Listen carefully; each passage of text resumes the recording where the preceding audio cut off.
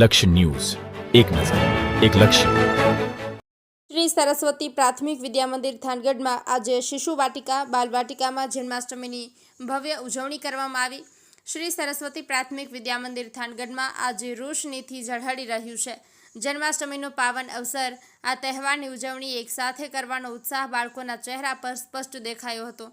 વર્ગખંડમાં બાળકો અને શિક્ષકોએ મળીને એક સુંદર મંદિર બનાવ્યું હતું. ઓમકારેશ્વર મહાદેવની મૂર્તિને ફૂલો અને રંગીન વસ્ત્રોથી શણગારવામાં આવી હતી.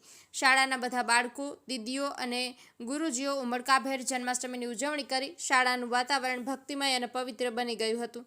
જન્માષ્ટમીની ઉજવણી શરૂ થઈ. કેટલાક બાળકો કૃષ્ણ બન્યા હતા તો કેટલીક બાળાઓ રાધાના વેશમાં સજ્જ થઈ હતી. કેટલાક ગોવાળિયા બન્યા હતા તો સુદામાનો વેશ પણ કોઈ બાળકે ધારણ કર્યો હતો. શાળાનું મેદાન જાણે ગોકુળ, વૃંદાવન ને મથુરા બની ગયું હોય તેવું લાગી રહ્યું હતું. બાળકોને મટકી ફોડનો કાર્યક્રમ યોજાયો. બધાએ એકબીજાના ખભા પર ચડીને ઊંચે લટકાવેલી માટલી ફોડી. આ દ્રશ્ય જોઈને બધાના ચહેરા પર ખુશી છવાઈ ગઈ. પછી નંદ ઘેરા નંદ ભયો, જય કનૈયા લાલ કીના નારા સાથે શ્રી કૃષ્ણ નંદ મહોત્સવની ઉજવણી કરવામાં આવી. આખો દિવસ ધાર્મિક, સાંસ્કૃતિક અને ભક્તિમય વાતાવરણથી ભરેલો હતો. શ્રી સરસ્વતી વિદ્યા મંદિર પરિસરે આ પવિત્ર તહેવારોને યાદગાર બનાવ્યા, જે બાળકોના મનમાં હંમેશા માટે છવાઈ ગયા.